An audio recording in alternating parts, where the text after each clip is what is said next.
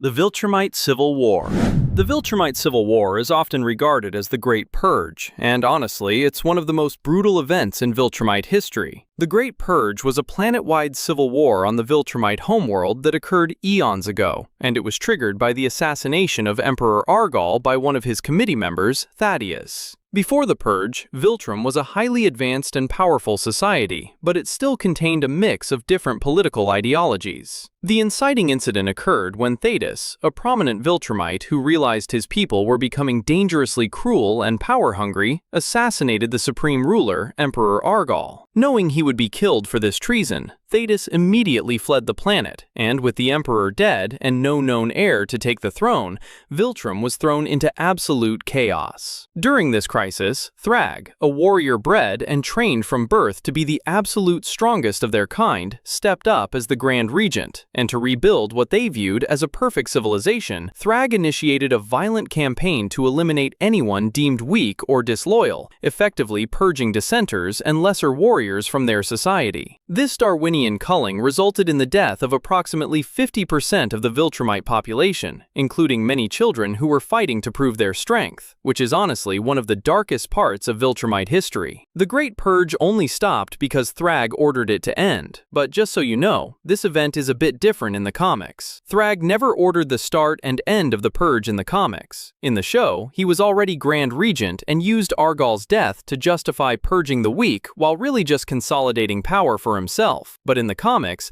the Purge happens naturally after Argal's death as a way to find the new ruler. It lasted hundreds of years, and from the ashes rose the Grand Regent Thragg, named the temporary ruler until Argal's heir was found. This is not really important though, because the main theme and reason behind the Civil War is to purge weakness from the Viltrumite Empire. While the population was halved, the survivors emerged as the strongest and most formidable warriors in the galaxy, a status that persisted until the later devastation caused by the Scourge virus.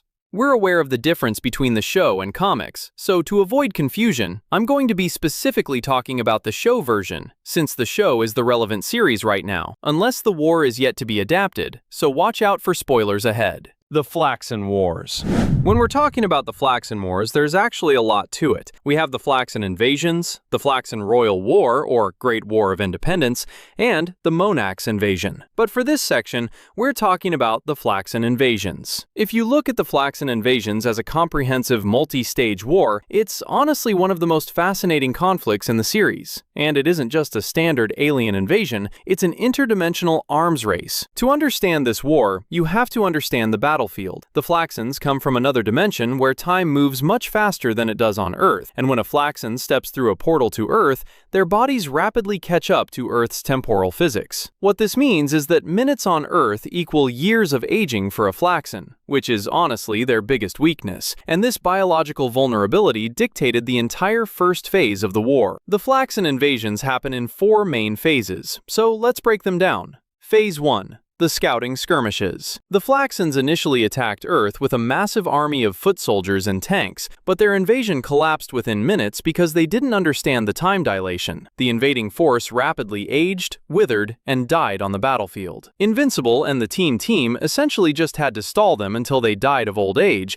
and the survivors dragged themselves back through their portals. However, because time moves so fast in their dimension, what was only a few days or weeks of peace on Earth was decades of research and military rebuilding for the Flaxans, which meant they could come back way stronger. Phase 2. Technological escalation. Decades later, in Flaxan time, they launched a second invasion, and this time their scientists had developed anti-aging temporal wristbands that synchronized their bodies with Earth's time, completely neutralizing their one weakness. This invasion was far more devastating. The Flaxans were highly militaristic and organized, and the tide only turned when Invincible and the heroes realized the wristbands were the key. By targeting and destroying the wristbands, they forced the Flaxans to rapidly age again, routing the army for a second time.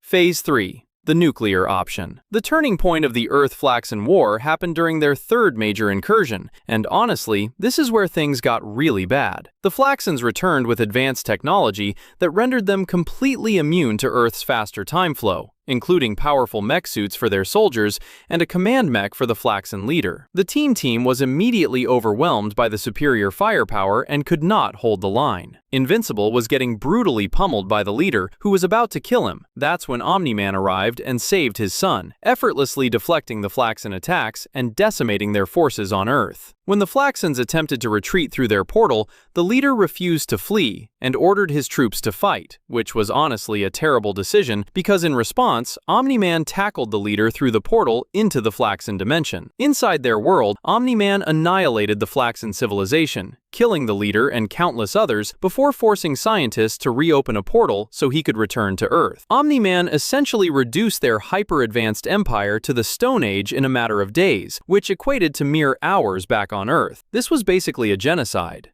Phase 4. The Long Game. The fourth Flaxan invasion, known as the Revenge of the Flaxans, happened after the species recovered from Omni-Man's devastation of their homeworld. Driven by vengeance, the Flaxans launched a coordinated attack on Chicago using troop carriers to abduct humans and mech suits to counter Viltrumite strength, aiming to conquer Earth once more. Robot and Monster Girl infiltrated the Flaxan dimension to locate the temporal emitter that protected the invaders from Earth's faster time flow. They successfully rescued the hostages and destroyed the device. However, after this victory, a Flaxan soldier destroyed the portal back to Earth, trapping Robot and Monster Girl inside, while the Flaxans continued to amass a massive military force in their dimension. Because of the time dilation, they spend centuries trapped there while only a few years pass on Earth, which completely changes both of their characters, especially Robot. The Invincible War.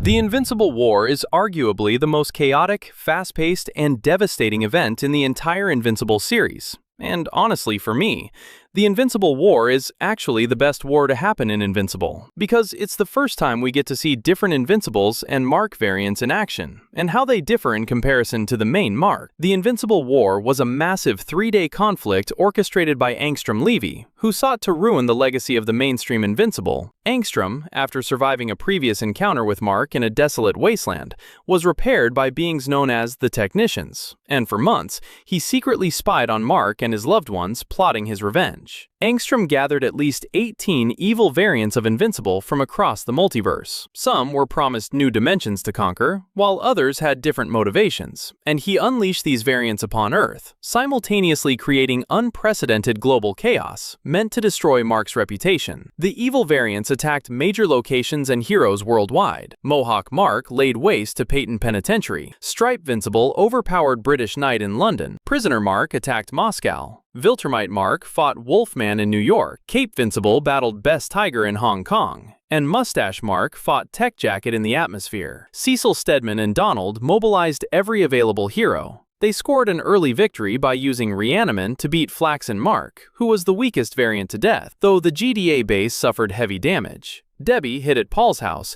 narrowly avoiding Mohawk, who tried to trick her by pretending to be her injured son, and Oliver donned his Kid Omni-Man costume and helped heroes like Throwbolt and Bug-Eye fight one of the variants. As the war progressed, the sheer scale of the devastation pushed Earth's heroes to their absolute limits, resulting in massive casualties. Mark and Adam Eve engaged Hoodvincible and Omni-Mark during the brutal fight. Omni-Mark broke Eve's leg, forcing Mark into a desperate defensive position. Cecil deployed Reaniman to cover their escape, and Mark remained by Eve's side at the hospital for the rest of the war. At the Guardian's base, Nogoggles Mark ruthlessly killed duplicate clones and brutally finished off the Immortal. To stop the carnage, Darkwing 2 sacrificed himself by dragging Nogoggles Mark into the inescapable Shadowverse, which was honestly one of the most heroic moments in the war. At the Teen Team base, Goggles Vincible decimated the team, nearly killing Robot, Monster Girl, and Bulletproof. Rexplode ordered Bulletproof to fly the others to safety, and knowing he could not win conventionally, Rex charged his own skeleton with explosive kinetic energy, performing a suicide bomb attack that completely destroyed the variant at the cost of his own life. Despite inflicting massive casualties, 9 of the evil variants were ultimately killed in combat. The surviving 8 variants were summoned by Angstrom to the Grayson House for Phase 2. However, the variants mutinied, unwilling to fight the mainline Invincible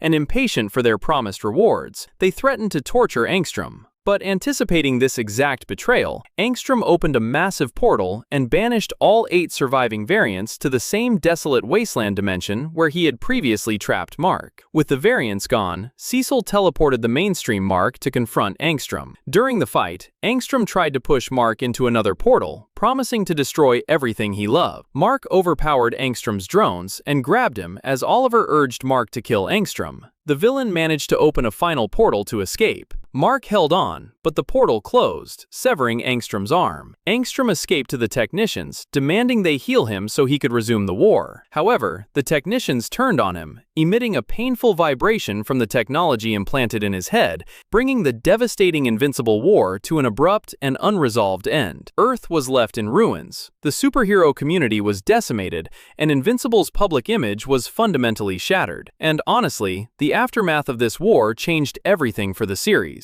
The Viltrumite War. The Viltrumite War is the massive, galaxy-spanning conflict that the entire first half of Invincible builds toward, and it's the ultimate showdown between the coalition of planets and the Viltrumite Empire. However, instead of a standard space opera battle, it's a desperate fight for survival, fueled by a massive secret. Before the war officially begins, the coalition of planets, led by the defected Viltrumite Thetis, discovers a universe-altering truth. The Viltrumite Empire is a bluff. Centuries ago, Thetis created and unleashed a biological weapon called the Scourge virus, which wiped out 99.9% of the Viltrumite population, and by the time of the war, there were less than 50 pure-blooded Viltrumites left in the entire universe. Grand Regent Thragg has been spreading his remaining warriors thin across the galaxy to maintain the illusion of an infinite, unstoppable army. Following Conquest's return and Nolan's enlistment in the coalition of planets, the Viltrumites began their strategy to eliminate their foes for good. Meanwhile, after learning the Empire's hidden secret,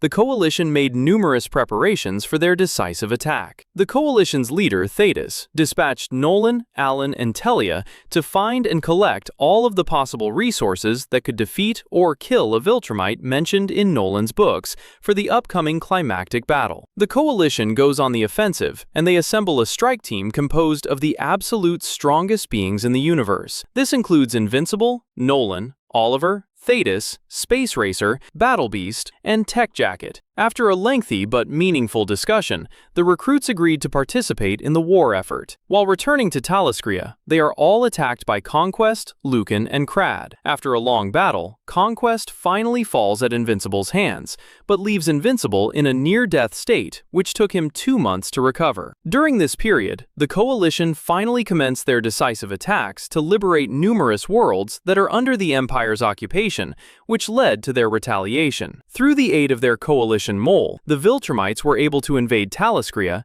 aiming to eliminate the coalition once and for all, and avenge the death of their former Emperor Argal by slaying Thetis. This plan failed when the Grayson family finally arrived, compelling the Viltrumite invaders to withdraw to their home planet. To end the war definitively, the coalition forces jointly arrived at Viltrum and initiated the final battle against Thragg and the few Viltrumites available. The climax of the war takes place in orbit around the Viltrumite homeworld. Knowing they cannot defeat the Viltrumites in a prolonged war of attrition, Nolan executes a desperate all-or-nothing plan to destroy the planet itself. Space Racer uses his infinite piercing gun to shoot a beam straight through the center of Viltrum, destabilizing its core. Immediately, following the beam, Mark, Nolan, and Thetis fly at maximum light speed velocity directly into the planet. The sheer kinetic force of 3 Viltrumites hitting the destabilized core acts like a cosmic bullet. They blast completely through the planet, shattering Viltrum and blowing it to pieces. The destruction of Viltrum enrages Thragg. In the immediate aftermath, floating in the debris of the planet,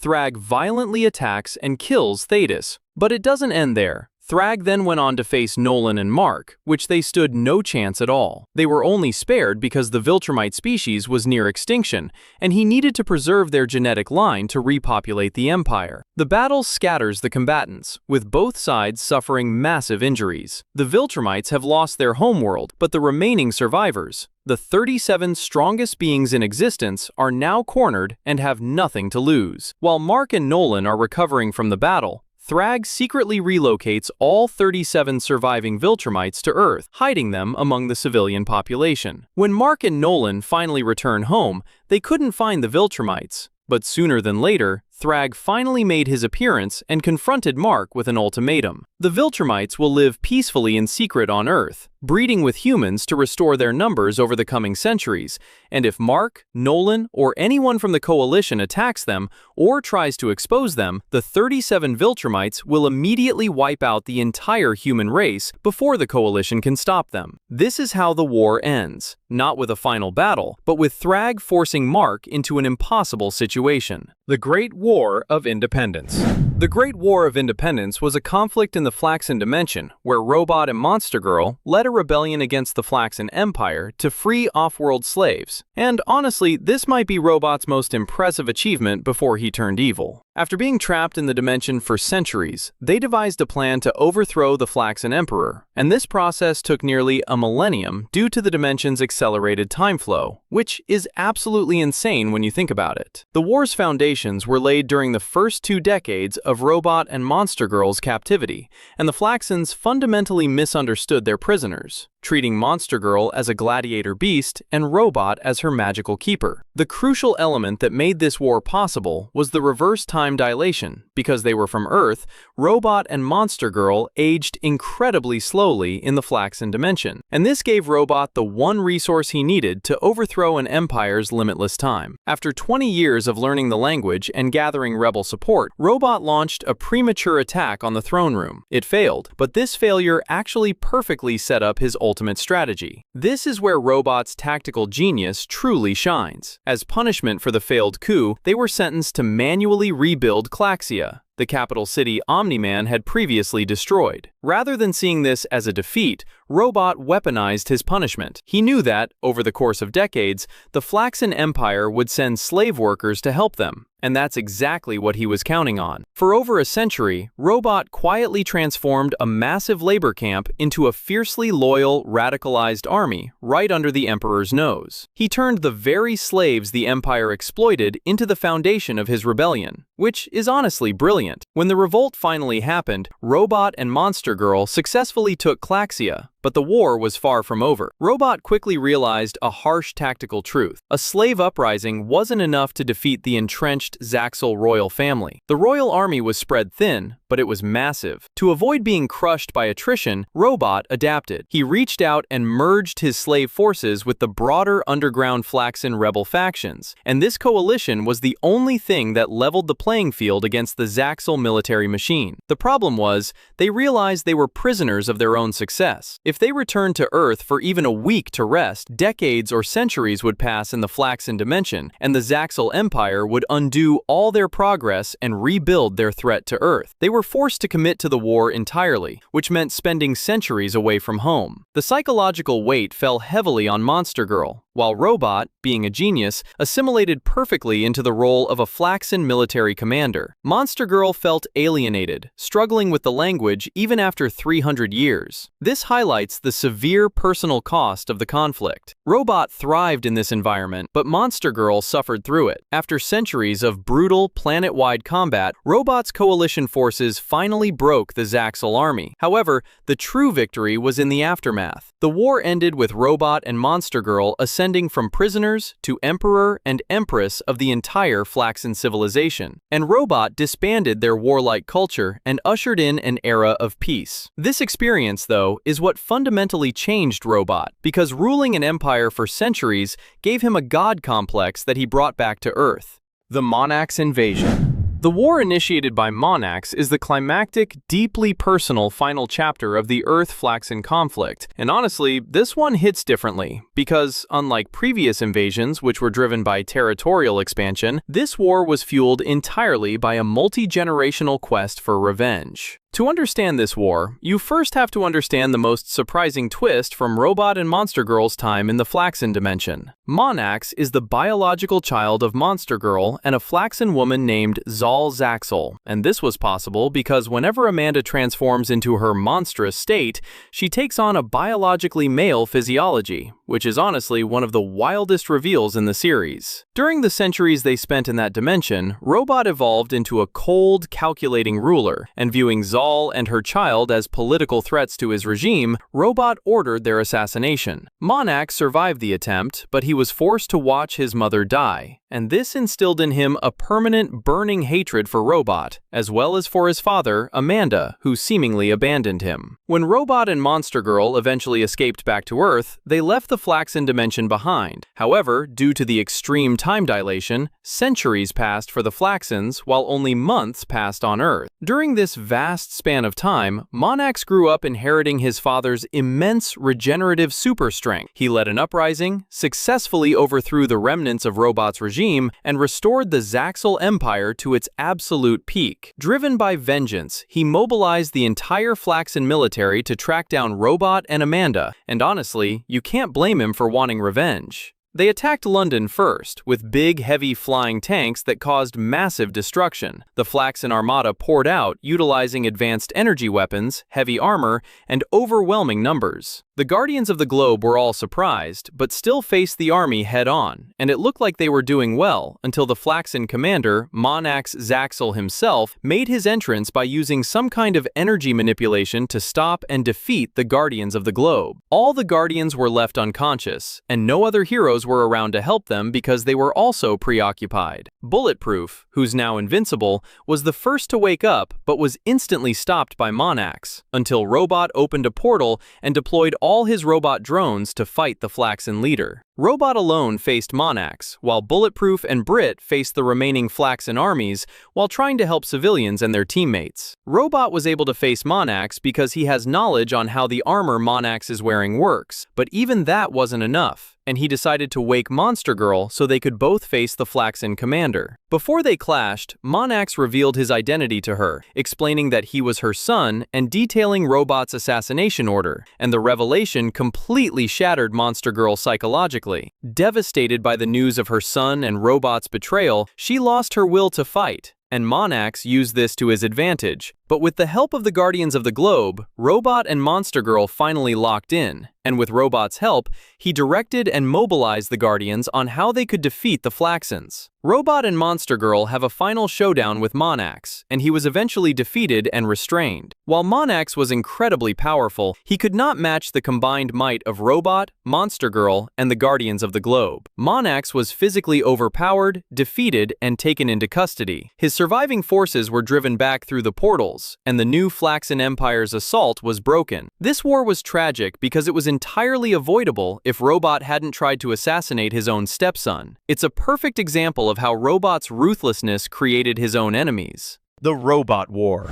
Robot's coup, often referred to as the Robot War, is the most chilling and meticulously calculated betrayal in Invincible, and it represents the culmination of a massive psychological shift in Rudy. Unlike the mindless destruction of the Flaxans or the brute force of the Viltrumites, Robot's takeover is a masterpiece of dark tactical logic. To understand the coup, you have to look back at the centuries Robot spent ruling the Flaxan dimension. When he returned to Earth, he brought a deeply entrenched dictator's complex with him. He looked at Earth's chaotic reactive superhero community and concluded that they were inefficient. Using pure cold logic, Robot decided that the only way to permanently protect Earth from cosmic and internal threats was to conquer it and rule it himself. Robot knew exactly who had the intelligence or the sheer power to stop him, and he executed a flawless, simultaneous strike to remove them from the board. Recognizing Invincible as the ultimate physical threat, Robot tricks him into traveling to an alternate dimension, trapping him there with no immediate way back. After arriving back into his own dimension, Robot tells no one of his betrayal, instead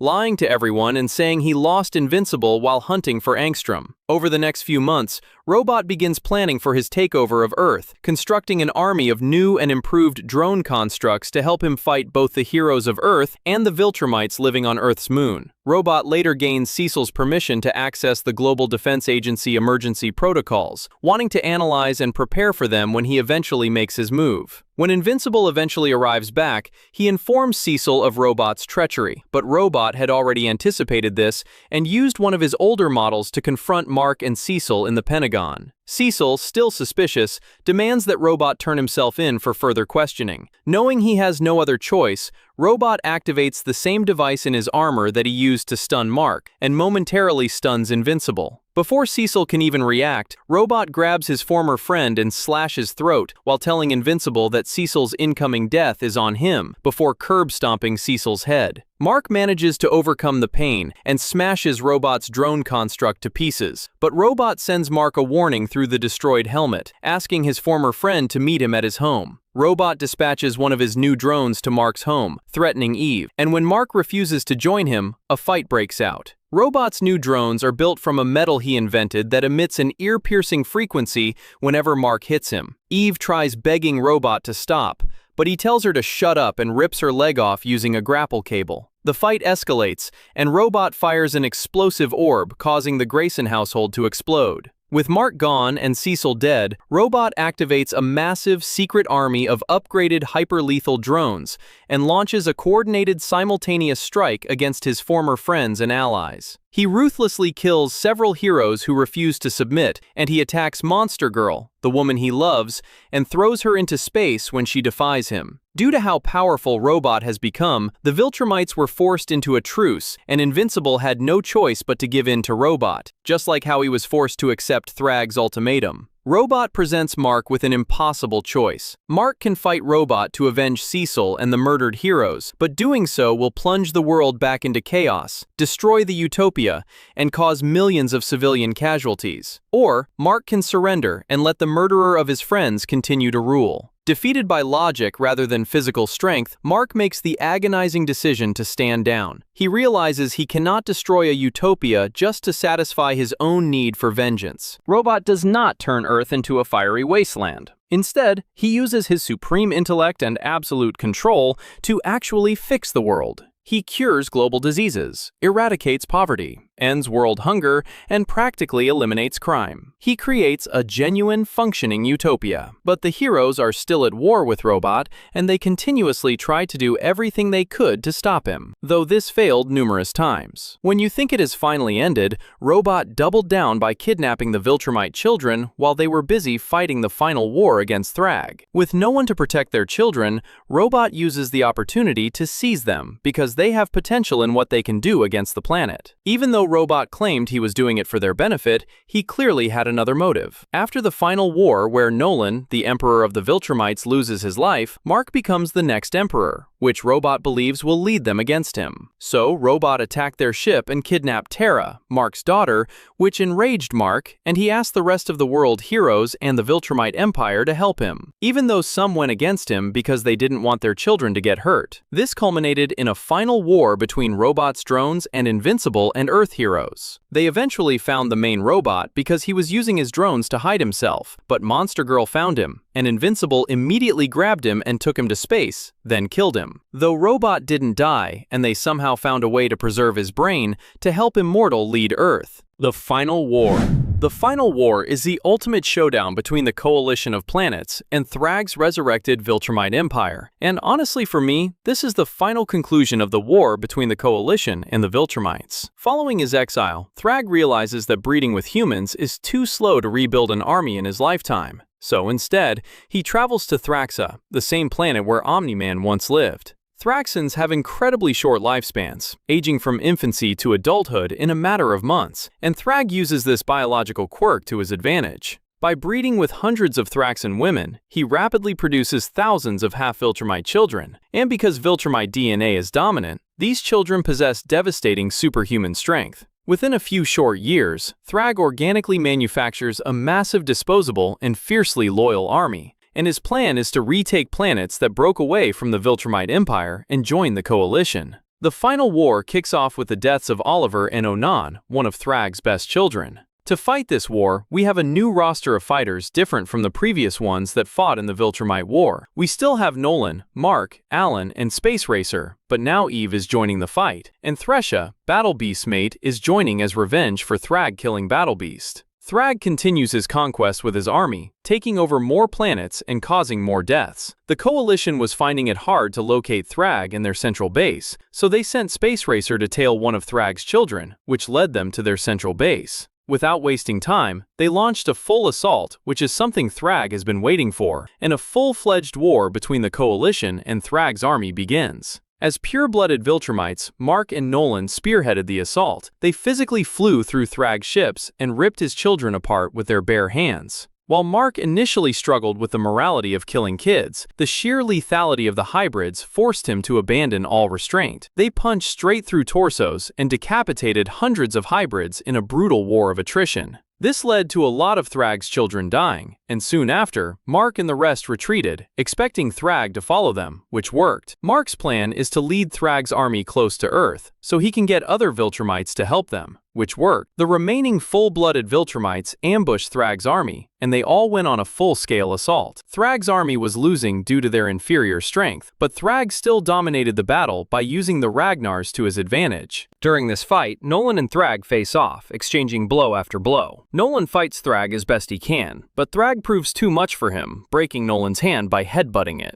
Mark tries to step in and stop Thragg from hurting Nolan further, but Thragg responds by grabbing him and throwing him away, saying he will save him for after he kills Nolan. Nolan headbutts Thragg in defiance, but to no effect. Thragg readies his killing move, but Nolan makes a quick move to keep Thragg's hand from hitting his heart. Thragg immediately swipes through Nolan's body, tearing his heart out and leaving him for dead. Mark, furious at what he just witnessed, charges at Thragg, who throws him away while calling in his children for assistance, using them as projectiles by throwing them at Mark. But this causes them to splatter on impact, since Mark is too strong for them. Mark, disgusted by this, grabs Thragg and pulls them both into the sun, initiating the final fight between them. Even though Thragg was giving them a tough time, his army was actually losing, and his favorite child Ursel sees this, and with her father being pushed into the sun, she started feeling a lot of emotion, which caused her to tell her brothers and sisters to surrender, believing they've lost the war and the deaths aren't worth it anymore. Inside the sun, Thragg and Mark fight, with the sun burning their bodies. Invincible questions Thragg on his motivation, and Thragg says it's all about revenge for what Invincible's bloodline did to stop him from claiming the empire he deserved to rule. When Thragg tries to escape, Mark pulls them both into the core of the sun, burning all of their flesh off. Despite knowing that Thragg can no longer hear his thoughts, Mark begins to describe in perfect detail why Thragg failed as both a leader and a Viltrumite, clinging to old practices that brought their race to the brink of extinction, fighting for selfish and empty causes, and holding their species back from achieving their true potential. Mark then gains the upper hand when one of Robot's armor arrives and attaches itself to him mid-speech, granting him a few extra moments of protection from the searing heat, while Thragg continues to burn. They end up fighting inches away from the sun, as their bodies become increasingly unrecognizable. In the final moments of the fight, Thragg, having sustained far more damage than his opponent, breaks both of Mark's arms in a fit of rage and desperation, but Mark thinks quickly and finally kills Thragg by using his teeth to finish the fight. Afterwards, Mark is fully prepared to die as well, only for Alan to show up and carry him to safety, leaving Thragg's corpse behind to be consumed by the sun. With Thragg now dead, the Viltrumites can finally move forward as a people and become a force for good in the universe under the leadership of Mark's family. Despite everything, this final Viltrumite War cost a lot. Oliver, Nolan, Anissa, and many other Viltrumites died, but this final war finally united the rest of the Viltrumites, including the remaining Thragg's children, with Mark left to lead them, creating a new era of the Viltrum Empire. The Coalition Expansion War.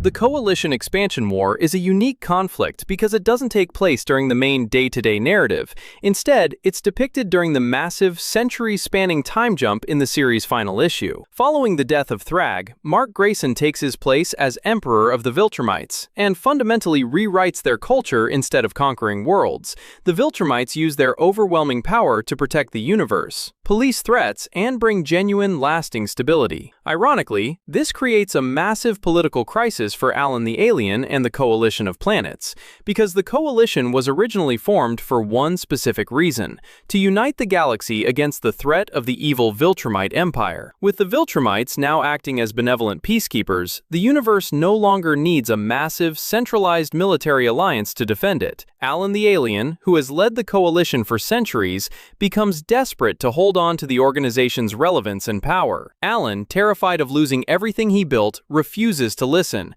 and ultimately pushes the coalition into an all-out war against the Viltrumite Empire. However, the conflict is not a drawn-out, devastating struggle like the Viltrumite Wars of the past. Mark's new empire is highly disciplined, united, and completely unmatched in raw power. When the coalition forces launch their attack, the Viltrumites engage them and dismantle their military with overwhelming tactical efficiency. The Viltrumites win decisively, completely crushing the coalition without resorting to the brutal slaughter that characterized Thragg's reign. The war ends on the battlefield with a direct physical confrontation between Mark and Alan, and Mark easily bests his old friend in combat. However, instead of executing Alan or violently punishing him, which is exactly what the old Viltrumite Empire would have done, Mark simply reaches down and helps Alan back to his feet. Alan finally accepts that Mark truly has changed everything. Following their defeat, the coalition of planets officially dissolves, ending its centuries-long run. This brief war serves as the final definitive test for Mark's leadership. By defeating the coalition swiftly and showing mercy to its leader, Mark proves that absolute power can be used to maintain order without falling into tyranny, officially ushering in an endless era of universal peace.